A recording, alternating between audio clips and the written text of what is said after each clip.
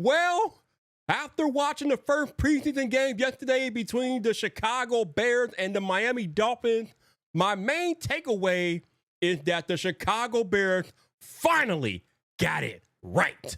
Welcome back to Bears Yard. This your boy Vipe, and in this video, I'm going to go over some of my takeaways after watching the first preseason game under new Bears head coach Ben Johnson. Tell you what I thought was good, bad, and then get your thoughts hopefully in the comments below. But the number one takeaway that I took away, say that 10 times fast. The number one takeaway that I got from yesterday's game against the Dolphins, the Bears finally got it right at head coach. Ben Johnson is a real football coach. Now, I know what y'all gonna say, Vipe. He's coming out the flu, which clearing the flu bar is not very hard to do. And I understand that. But it is so refreshing to see a real head coach execute the way a real head coach should be executing out there on the football field in game time situations. And Ben Johnson and the way that team performed yesterday, it is a clear night and day difference from when Fluke was here. I mean, at the end of the first half, right? I think there was like a minute 45 left or something like that, right? And in a situation like that, back in the old days, the Fluke days, the Bears probably would have played for a kneel down, or they would have kneeled down, or different things like that. Not Ben the Pen Johnson. Oh, no. Ben Johnson executed some plays where it ended up that Luther Burden III caught a pass, and he ran out of bounds with 1 second left, which allowed Cairo Santos to kick a 57-yard field goal, mind you. Yes, you heard that correctly. Cairo Santos kicked and made a 57-yard field goal to end the first half. That is not happening under Matt Eberflus because he was playing it too safe a lot of times. Ben Johnson is not one to play it safe. Actually, yesterday, he went for a lot of fourth downs, but that's who he is. And I've seen some of the takeaways on Twitter, people talking about how Ben Johnson probably should have went for a field goal at one point when he went for the fourth down and the Bears didn't convert. No, absolutely not.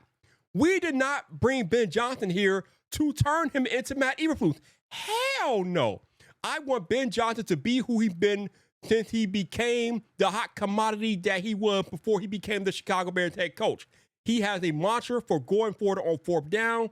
He's very passionate about that. The Lions did it with regularity, and I want him to bring that same energy to the Chicago Bears and the way that he coaches the team, and he coached out like that yesterday, and I don't want him to change. So for y'all that want him to be conservative, don't try to change Ben Johnson because that's not why we brought him here. We brought him here to be Ben the Pen, the Hammer Johnson. I mean, did you see the flex yesterday? Did you see the flex?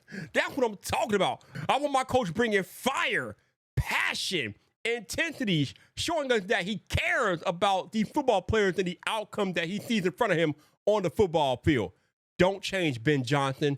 Don't change. But as good as it was, there were still some pre-snap penalties that we've been talking about all training camp long.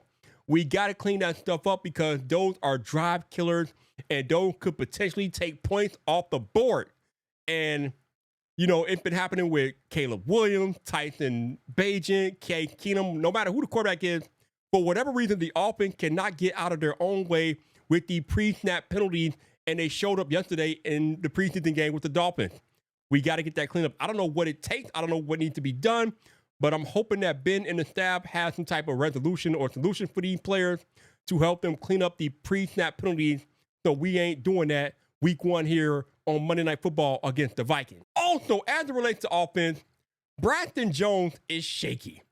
Now, I'm going to try to be as fair as I can be with Braxton Jones, but I reached the end of the road with him, right? He's still recovering from his injury, so we have to realize that.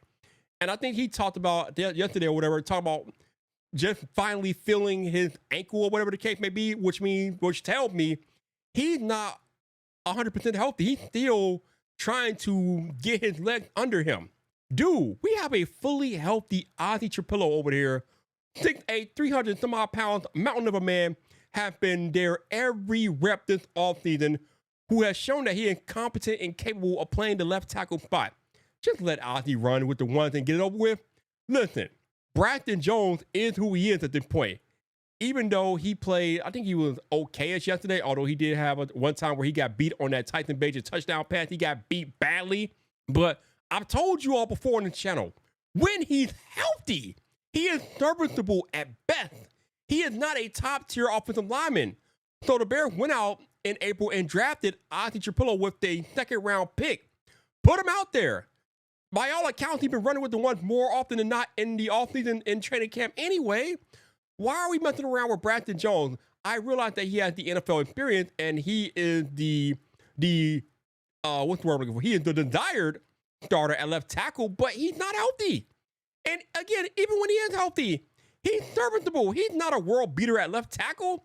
Put Ozzie out there and let's see what the kid can do, because a healthy Ozzie Trapillo is better than a crippled Brandon Jones. Hell, a healthy Ozzie Trapillo is probably better than a healthy Brandon Jones, in my opinion. I might be alone on that island, but it is what it is. Let Ozzie run with the ones and get him ready for Monday night against the Vikings. Let's talk about that defense, though. Dennis Allen is like a night and day difference from Matt Eberflus. Dennis Allen is an attacker. His defense has an attack mentality. And God, it is so much fun to watch. Did y'all see when he brought the house, I think at the end of the first half order against the Dolphins, and just blew their whole ish up? It was incredible, because we know how Matt Eberflus would have played it. Would have gave them all the time in the world, probably send like 8 guys in coverage, throwing up Hail Marys and getting them. And just, yeah, I won't rehash that. You know where I'm going with that. That is not Dennis Allen. That is not his mentality. That is not his play calling style as a defensive coordinator. And it was just amazing watching the Bears defense fly all over the field, making tackles. Even Noah Sewell showed up big time yesterday. I mean, he's been around for 3 years and he's been buried and we haven't heard from him. I know he's been hurting things like that, but Noah Sewell is out there just making play after play yesterday in the game. And I'm just like, yeah, that's what I'm talking about. We need more of him. But that Bears defense was doing it big against the Dolphins, had that goal line stand. Absolutely amazing. But it wasn't all peaches and roses for the defense, because that run defense was kind of shaky. Now, I do realize that this was the second team defense and the third team defense and different things like that. But I've heard of them having issues even in training camp with the run defense. So Dennis Allen, and the boys are going to need to figure out how to clean up the run defense and make it more stout. Now, obviously, that should improve with the appearances of Andrew Billings and Gervon Dexter and Grady Jarrett when they're in there and different things like that. But yeah, we need to do something about that run defense, because again, we can't have teams running on us, because if they can run on us, then they can pass on us, and it makes for a bad situation. We don't want it. So we can clean up that run defense. I think the defense is going to be scary. It could potentially be top 10 this year. I told y'all that in an earlier video this summer. I feel like this can be a top 10 defense this year in the NFL. And so far, it's looking scary, y'all. It's looking like the monsters of the Midway are back. Speaking of the Bears defense, we got to talk about Austin Booker. He flashed again in the preseason yesterday. 6 tackles, 3 sacks, had a strip sack. The man was just a force. He was a menace, as Ben Johnson called him yesterday.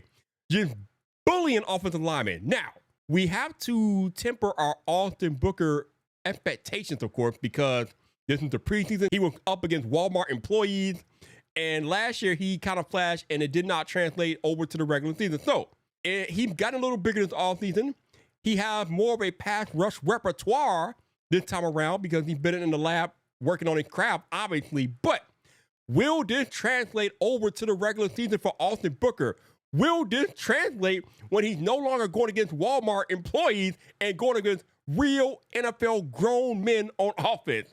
That is what we have to see once the regular season starts, okay?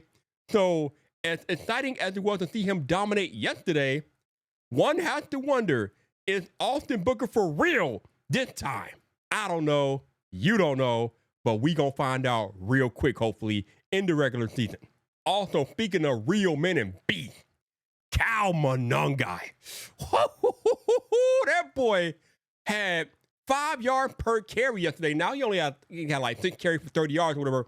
But you could just look at his running style and tell that he is a real beast at back, okay? He is a real dude. Now, he is a 7th-round pick, and I know a lot of times we don't have great expectations for 7th-round picks, but when you take a step back and look at what Cal Manungai accomplished in college, it really makes you wonder, how the hell did he go to the 7th round? He led the Big Ten in rushing at Rutgers, not at Ohio State, not at Michigan, not at Penn State, at Rutgers.